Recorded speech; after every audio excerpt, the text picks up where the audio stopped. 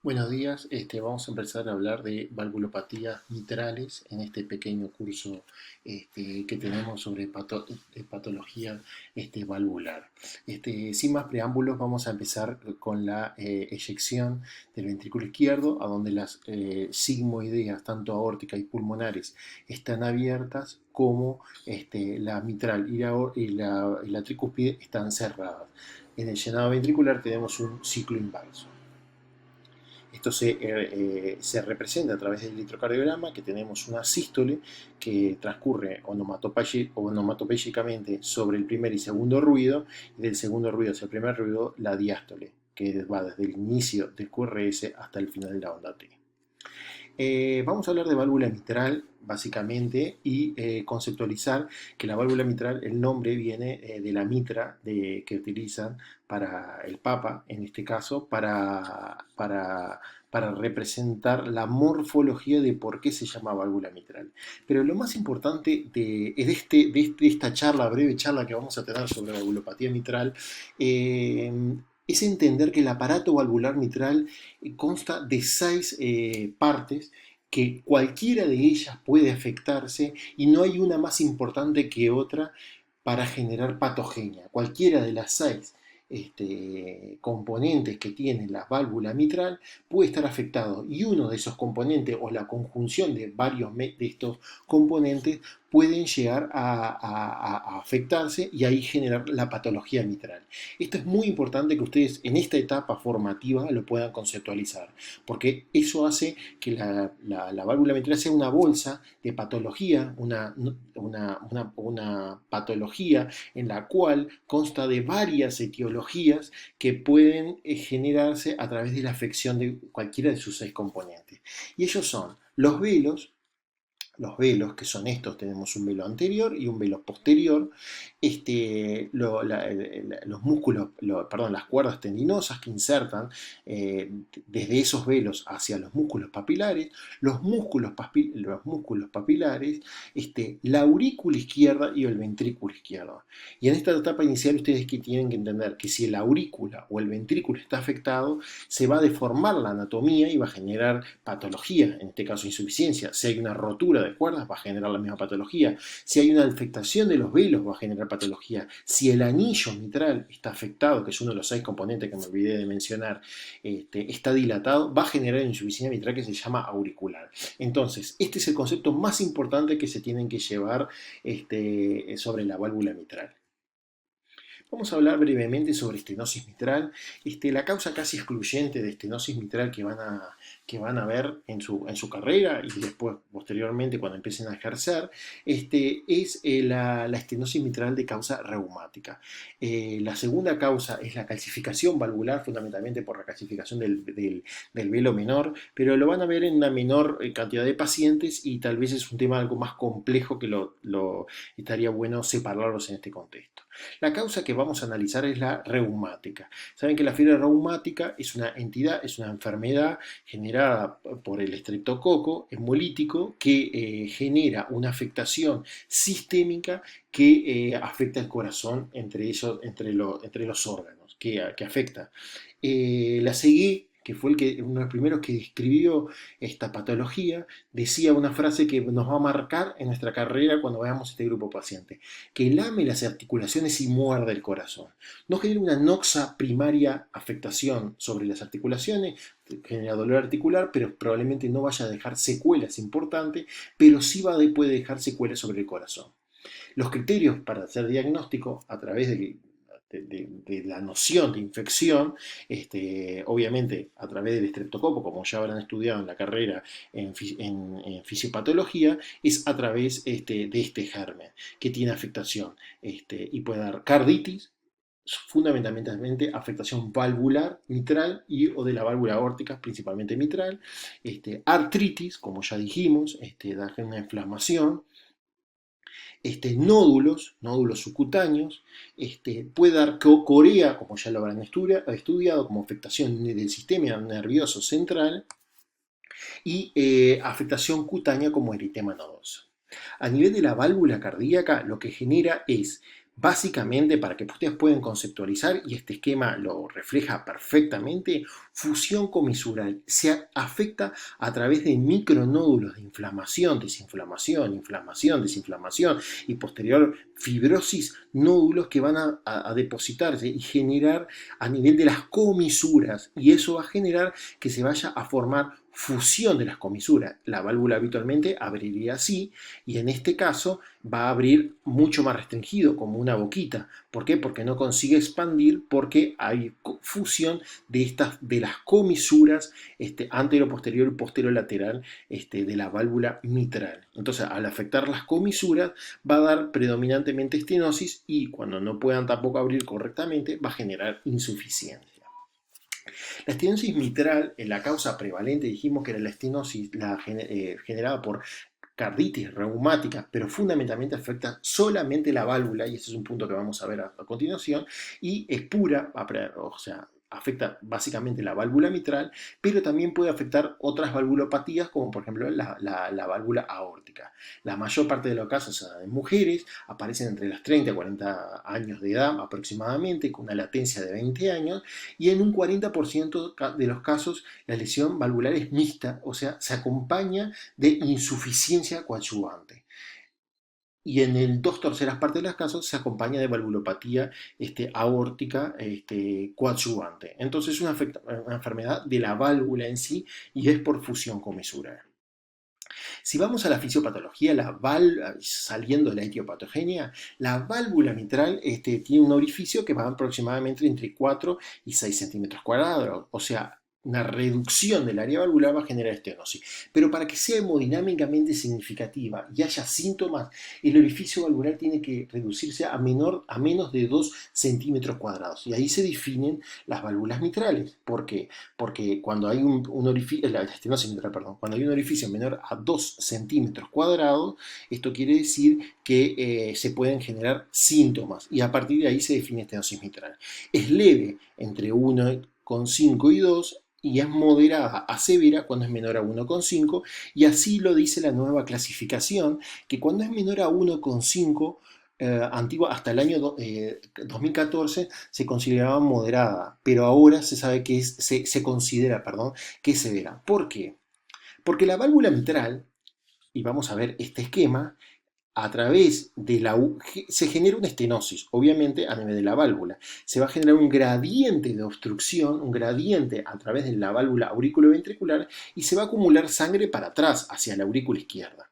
¿De qué depende este gradiente? Bueno, del área valvular, sin duda, cuando menos, más gradiente, pero también, y por eso la válvula mitral, la estenosis es tan dinámica, del tiempo de llenado y del tiempo que lleva evolutivamente la estenosis mitral. ¿Qué quiero decir con esto? Si un paciente que lleva una evolución relativamente corta de estenosis mitral con un área de 1,4 instala una fibrilación auricular, probablemente el mecanismo de adaptación todavía no se generó a través de la aurícula y en forma retrógrada a través de los alvéolos para poder adaptarse, y se genera un edema agudo de pulmón. Ahora, si el tiempo se taquicardiza, le cae mal, porque acorta el tiempo de llenado, y obviamente va menos sangre hacia el ventrículo y aumenta el gradiente. Pero si esto lleva mucho tiempo y las aurículas son muy grandes, el periodo de adaptación es mayor y los síntomas son menores. Así que los síntomas van a depender del gradiente valvular mitral, o sea, cuánto hay de gradiente entre la aurícula y el ventrículo izquierdo. Y esto va a depender del área valvular mitral, del tiempo de llenado, o sea, si el paciente está taquicárdico o no, y del hiperflujo, para ver cuánto está pasando a través de la válvula. Cuanto menor el tiempo, obviamente se va a acumular más hacia atrás, y del tiempo que llevemos en estenosis mitral. Eso es de perogrullo. Entonces, si esto se produce, hay un aumento de las presiones de la aurícula izquierda, con aumento de la presión venosa pulmonar. Obviamente hay una remodelación auricular que lleva a arritmias que obviamente generan pérdida, además de disminuir el tiempo de llenado, pérdida de la patada auricular, y se va a aumentar aún más ese gradiente, y aparición de síntomas en forma retrógrada. Antes de pasar al esquema fisiopatológico general, decir que obviamente hay un aumento del volumen de la aurícula izquierda, porque la sangre se va acumulando. Eso favorece arritmias, favorece trombos, compresiones de estructuras locales por aumento del tamaño, y síntomas, por ejemplo, el síndrome de Horner, como disfonía por compromiso recurrente, y eso va hacia atrás, o sea, disnea, ortopnea. Ahora vamos a explicar hemoptisis y falla del ventrículo derecho. Lo que tenemos que saber, que esta patología en las etapas no tan avanzadas, ya cuando estamos en una etapa muy avanzada puede haber compromiso ventrículo izquierdo, cursa con un ventrículo izquierdo indemne y FEBI normal. O sea, es una insuficiencia cardíaca con un ventrículo izquierdo normal. ¿Eso por qué? Porque ahí el problema está a nivel de la válvula para atrás.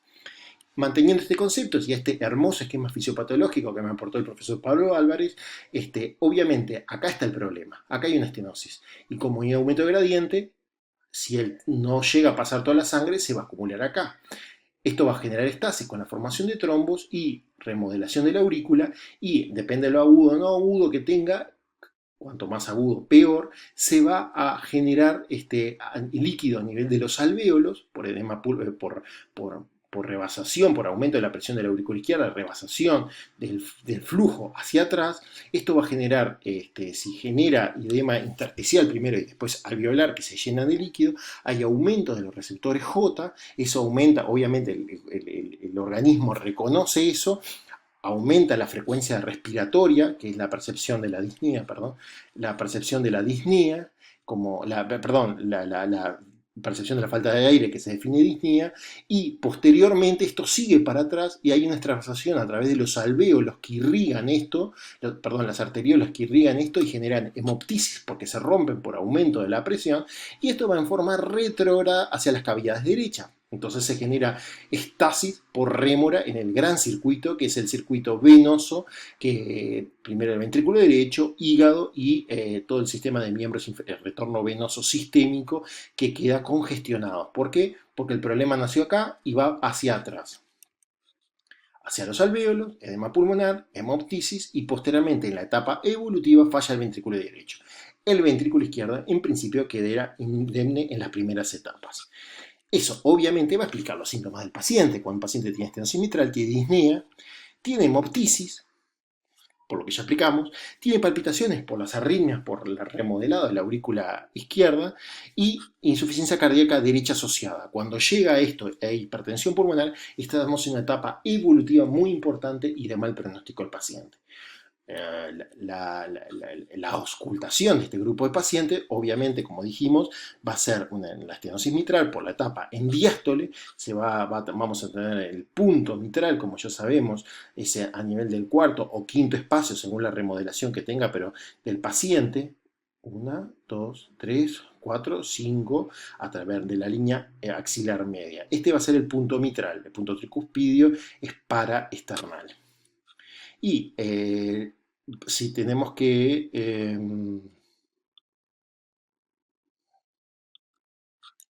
perdón.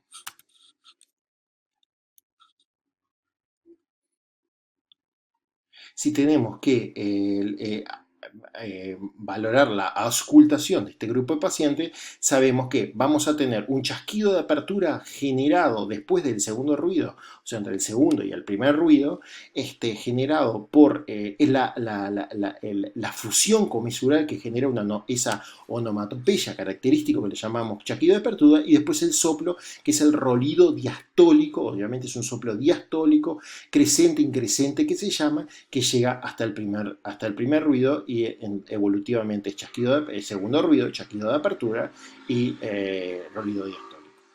En esta primera etapa de estos primeros 15 minutos, esperemos que haya quedado claro el tema estenosis mitral y pasaremos a la insuficiencia mitral. Bueno, siguiendo con esta segunda parte de la charla, la idea es tocar en 15 minutos cada una de las valvulopatías. Vamos a tratar insuficiencia. La insuficiencia valvular mitral, sabemos que en la válvula mitral normalmente contiene el flujo en sístole, para que cuando el sístole ventricular, cuando el ventrículo izquierdo eyecta hacia la aorta el flujo para expandirlo a través de la aorta, se cierra la válvula naturalmente para que no haya un reflujo a través de la aurícula izquierda. Cuando hay insuficiencia, y cuanto mayor el grado de insuficiencia, mayor la regurgitación de este mismo flujo, va a haber un volumen pendular que va a generar permanentemente flujo hacia la aurícula izquierda en sístole. Primero, porque decimos que es pendular, porque el flujo normalmente va de la aurícula izquierda al ventrículo izquierdo, pero en sístole esta válvula no es contiene y eyecta hacia la aurícula izquierda. Cuanto mayor ese flujo eyectado en sístole en vez de para la aorta, se lo robará al flujo que va hacia la aorta y se dirigirá hacia la aurícula izquierda con el circuito retrógrado que ya habíamos visto en la estenosis mitral. Por lo tanto, existe un volumen pendular. Este volumen pendular puede ser tan significativo para generar síntomas y robarle el volumen al ventrículo eyectado a través del ventrículo izquierdo de la aorta. Por lo tanto, vamos a tener en principio elementos que pueden orientarse a éstasis de pequeño circuito hacia el circuito pulmonar, pero también de bajo gasto, porque le está robando gasto sistólico al eyectado hacia a través de la aorta. Como concepto princeps ya dijimos que la válvula mitral, para entender la etiopatogenia, tiene 6 componentes. Si entendemos esto, entendemos etiopatogenia de la válvula mitral. Entonces, cualquiera de las afectaciones del anillo, en su dilatación, por ejemplo, se agranda una aurícula o se dilata o se deforma el anillo en las fibrilaciones auriculares, cualquier afectación primaria de las válvulas, por ejemplo, prolapso, cualquier afectación o rotura de las cuerdas o elongación en algunas patologías de las cuerdas tendinosas, cualquier afectación o rotura parcial o total del músculo papilar, ahí estamos hablando de cuadros más dramáticos, cualquier afectación del ventrículo izquierdo, ustedes ven que hay una simetría exacta que permite que cierre. Si esa simetría se distorsiona, obviamente va a dejar de coaptar porque está armada la válvula para coaptar. Y lo mismo si tenemos dilatación de la aurícula izquierda, vamos a tener distorsión de todo este aparato y va a haber insuficiencia mitral. Entonces, si entendemos que tiene 6 componentes, cualquiera de ellos se puede afectar y generar insuficiencia mitral e inclusive pueden sumarse uno a otro, vamos a entender etiopatogenia de la insuficiencia mitral. Para resumir brevemente, Carpentier ya lo hizo hace 30 años y seguimos utilizando esta clasificación tanto para pensar en la etiopatogenia como para hacer el diagnóstico cuando pedimos un ecocardiograma, por ejemplo. Entonces, vamos a tener afectación valvular con válvulas, valvas, sabemos que son 6 componentes las valvas, con válvulas normales, por ejemplo, por dilatación del anillo. Las válvulas son normalmente, tienen integración de los velus, del músculo papilar, de las cuerdas del músculo papilar, pero está dilatado el anillo. Entonces vamos a tener, con movilidad normal de la válvula, vamos a tener insuficiencia mitral. La aurícula izquierda dilatada, por ejemplo, es otra causa. Otra causa es rotura de uno de los velos, pero la movilidad va a ser normal y va a pasar flujo hacia otra vez. El tipo 2, no importa el tipo, pero para que sepan, es cuando hay un prolapso de la válvula. ¿Qué es prolapso? La válvula tiene una morfología que ya la vimos anteriormente, con 6 componentes, pero cierra en un punto. Cuando esa válvula cierra por encima de ese punto, va a prolapsar y va a dejar un espacio para poder pasar ese volumen pendular en sístole ventricular hacia la aurícula izquierda. Cuando eso sucede, se genera insuficiencia. ¿Cuándo se genera eso? Básicamente cuando hay afectación del velo propiamente dicho. ¿Por qué? Porque está patológico el velo. Y ahí hablamos de patologías de tipo mixomatosa o mixomatosa en su máxima expresión es el Barlow o en su mínima expresión es la enfermedad fibroelástica que genera prolapso sin engrosamiento valvular, y el Barlow es la máxima expresión con afectación del tejido conectivo de esa válvula y fundamentalmente gran engrosamiento valvular. Y después tenemos los tipos 3 que son con restricción de la movilidad en diástole, como puede suceder en la estenosis mitral, o en sístole, como sucede, por ejemplo, cuando hay una distorsión muy importante del anillo, de la inserción de los músculos papilares y de sus cuerdas. Eso genera una distorsión y permite y restringe el movimiento al cerrarse. Entonces estamos hablando que hay una afectación no de los velos, sino en la movilidad de los velos generado por el aparato subvalvular. Si entendemos eso, entendemos la patología mitral, independientemente que cuanto más compromiso valvular, mayor severo. Entonces las causas son las que habíamos mencionado, generadas por la enfermedad reumática, por la enfermedad de prolapso de la válvula mixomatosa, el Barlow es la máxima expresión, pero hay afectaciones también por vegetaciones que se acumulan en las válvulas y rompen las válvulas, las cuerdas, etcétera, y pueden generar insuficiencia mitral. También puede haber roturas traumáticas. Puede haber roturas, tanto por isquemia o roturas traumáticas o espontáneas de las cuerdas tendinosas, más rara la espontánea, de las cuerdas tendinosas habitualmente hay una patología mitral coadyuvante. Y eso hace que este velo que está fijo y cierre se suelte y pueda generar insuficiencia mitral.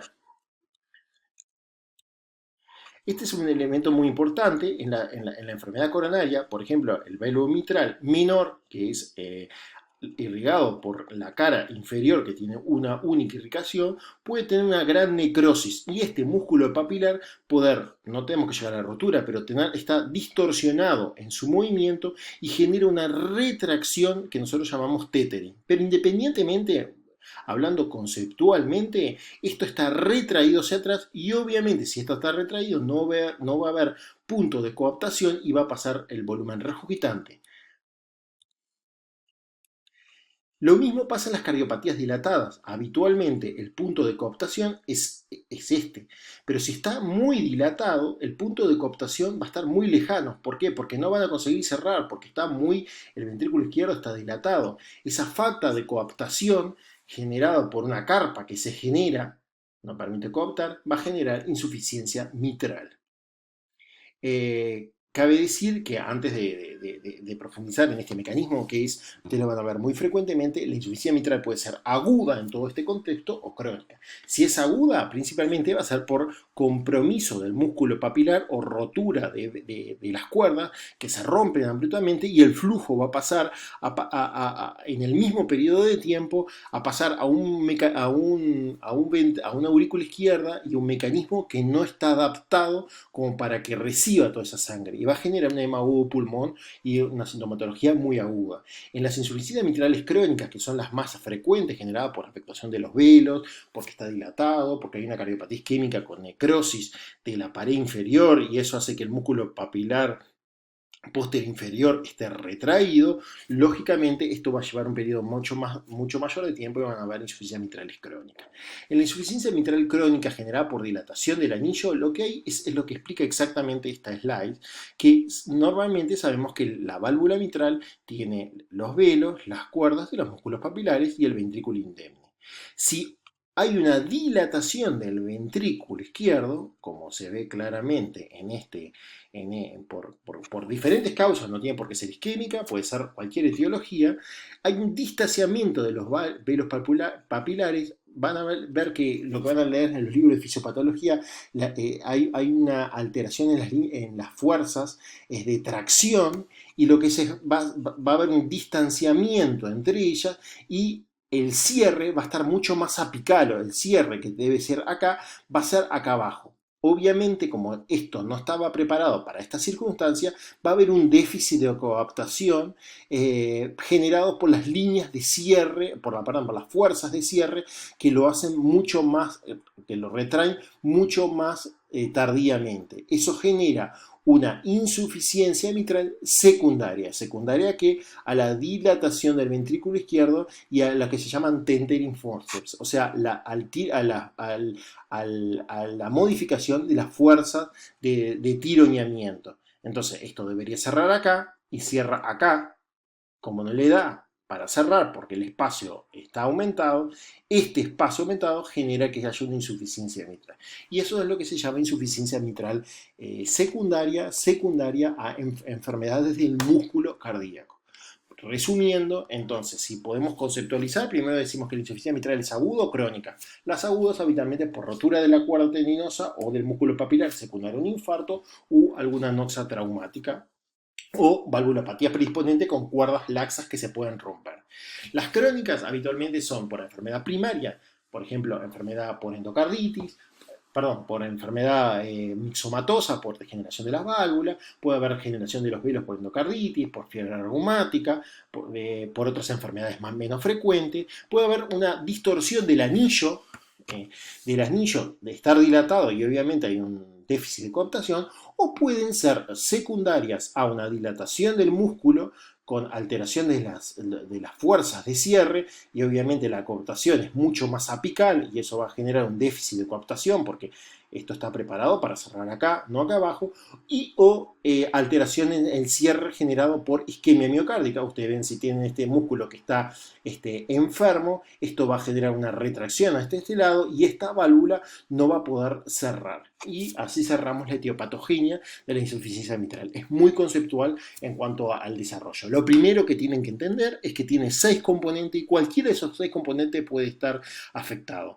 Los componentes subvalvulares en agudo pueden estar afectados y cualquiera de los 6 en cualquier patología crónica de las que mencionamos.